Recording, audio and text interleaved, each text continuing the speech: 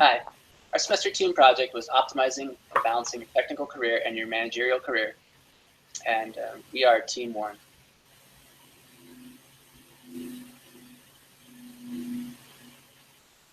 So when you first become a manager, there's a big emphasis on developing your management skills as opposed to maintaining your technical skills as a manager. There really needs to be a balance on strengthening any management skills you have while staying technically savvy. So some questions we're going to try to address is, should you go into management?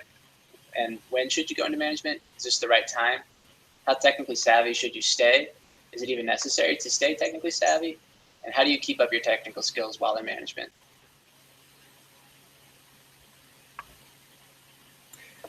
At some point, every individual must decide if they want to make the shift into management.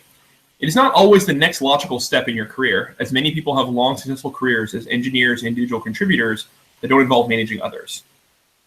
As a result, there are 4 major decision points that should be considered before making this shift. The first is your technical ability. Making the transition to management is undoubtedly going to cause a loss in some of your technical ability, as you'll be more removed from the technical aspect of your job. So if you're struggling with the technical aspect of your job before moving into management, it's likely those problems will continue. However, if you have a strong technical base, the transition will be easier. Also, your personal desire, where you get your energy and motivation from. If it's from leading other people, then a shift into management makes the most sense. However, it's from the technical aspect of your job, it would make more sense to stay in that aspect. Also, experience. If you have any experience managing others on small teams, the transition to management may be easier and more logical. Likewise, if you have more experience in your current job, the transition to management will be easier from a technical perspective. Also, your long-term goals.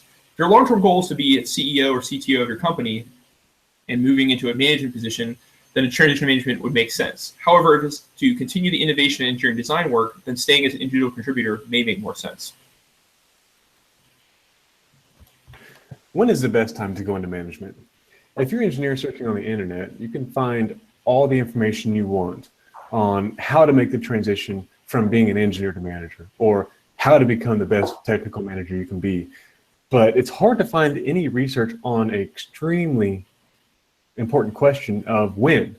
When should we jump into management? Should we jump in early to get the most experience you can, or wait? And this is the biggest point. If one is to optimize their technical and managerial career, you have to be technically savvy to begin with. Even the best technical skills will atrophy over time.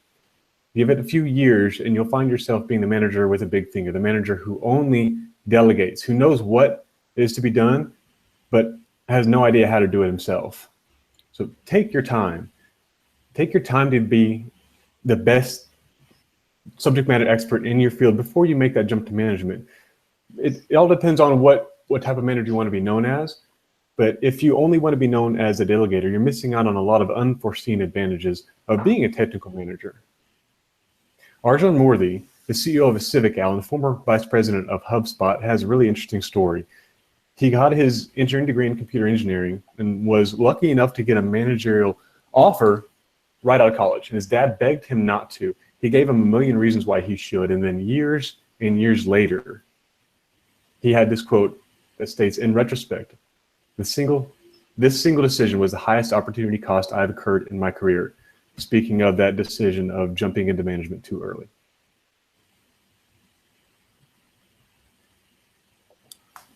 So as a manager, how technically savvy should you be? Well, you don't need a deep understanding of the technology anymore, but it is crucial that you do maintain more than just a high-level understanding. More specifically, you should be technical enough to be able to do the following things. So the first thing is being able to converse with and make meaningful contributions to the team. And that'll do 2 things. One is it'll get respect from your team, and it'll also keep your interactions with your team more efficient because they won't be stuck explaining concepts to you and that sort of thing. Another thing you should be able to do is being able to set deadlines and allocate resources. So the only way you'll be able to accurately judge deadlines or estimate deadlines is if you know the technology well enough to know how long tasks will take.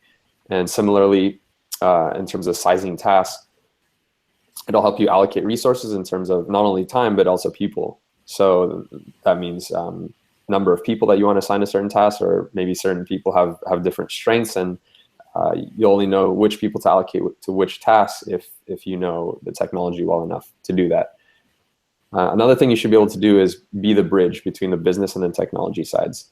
So the only way you'll be able to explain certain technical concepts to the business side is if you know the material well enough to be able to teach it and explain it to them, and vice versa. When you're going, or when you're taking requirements from the business side and trying to translate that to the technology and what that entails, that will also require a certain depth of technical knowledge. And finally, you don't have to be the expert on the team, meaning you don't have to know the most about the technology on the team. And honestly, you probably don't want to be the expert. You want others on the team who are actually doing the low-level work to know the most about it so that they can do their work the best. And preferably, you're there for mostly as a guideline for your team. So now let's talk about mechanics. Exactly how does a manager stay technical, and how should they stay technical? So one of the things when you transition into management from a technical role, you are new to management, and therefore you have some development that needs to be done. And that means that first and foremost, becoming a better manager should be your first priority, because if you want to continue to be in management for a while, developing those skills is a necessary prerequisite to continuing as a manager. However, keeping and maintaining technical skills, as Jonathan pointed out, is very important. So the focus here is on flexible learning mediums. So perhaps you might not be able to spend your day working on a problem or trying to figure it out, but videos or papers or things that you can do in your spare time on the side are essential to developing and keeping your management or your technical skills rather than your management skills, because your management skills do come first. Another strategy that tends to work is maintaining certifications. So certifications are an indicia of knowledge, but they don't necessarily always require very deep or integrated knowledge of the subject, more just a working knowledge. So certifications could be a good way to keep your technical credential in case you ever do want to pivot back onto a technical individual contributor track, but still kind of keep them up as a manager.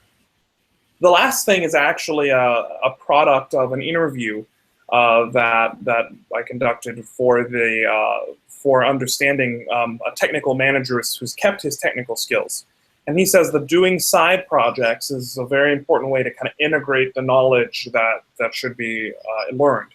But there is one important warning that comes with that. Never, as a manager, work on production or important problems for the organization in a hands-on fashion. That should be left to the contributors on the team, because if the manager steps in and starts doing that in order to maintain his or her management skills, it can alienate members of the team.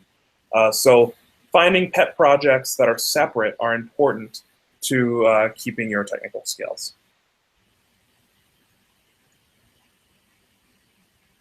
So some conclusions and recommendations we have is, before you even make the shift, you should determine if you're ready to make the shift from technical employee to manager. Some questions you can ask yourself is, do you have a strong technical background? What are your end career goals? And how long have you been in the position? And do you feel comfortable with your technical knowledge? And once your transition has been made, don't worry about being the most tech-savvy person on the team. And make sure that there is adequate time available to keep your tech skills strong, but not at the expense of your management skills. And a quote we found from a project manager at Redbox kind of summed it up well: is, know enough to understand what the technologies used do, to be able to participate intelligently in meetings, just to be able to make sure they don't stray too far on the bleeding edge or the technical graveyard.